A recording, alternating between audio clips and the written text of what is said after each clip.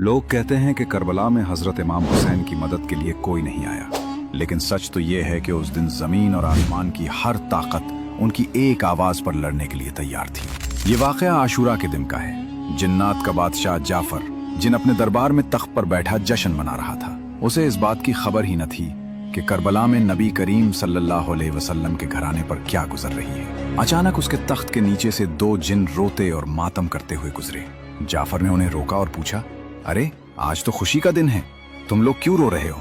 इन जिन्नात ने रोते हुए जवाब दिया, ऐ बादशाह, क्या आपको खबर नहीं? अभी हमारा गुजर करबला की सरजमीन से हुआ है। वहां हमने देखा कि रसूलुल्लाह सल्लल्लाहु अलैहि वसल्लम के प्यारे नवासे हुसैन इब्ने अली खून में लथपथ हैं। उन पर तीरों की बारिश हो रही है और वो सजदे में हैं। ये सुनते ही जाफर जिन के कदमों तले से जमीन निकल गई। उसने फौरन जश्न रोक दिया, सर से ताज उतार फेंका और जंगी लिबास पहन लिया।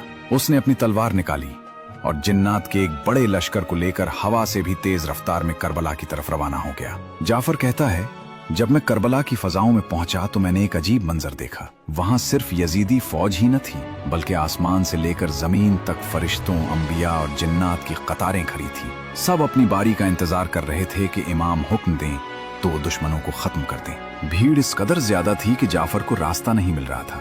इसी लम्हे इमाम हुसैन रजी अल्लाह अन्हु ने नजर उठाई और फरमाया, जाफर मेरे पास आओ। जाफर जिन रोता हुआ इमाम के कदमों में गिर गया और अर्ज की, आका मेरे पास जिन्नात की बहुत बड़ी फौज है, मुझे इजाजत दें, मैं पलक झपकते ही उन यजीदियों को राख कर दूंगा, उनका नाम और निशान मिटा दूंगा। मगर इमाम हुसैन रजी अल्लाह अन्हु ने निहायत सुकून से फरमाया, नहीं जाफर, रुक जाओ।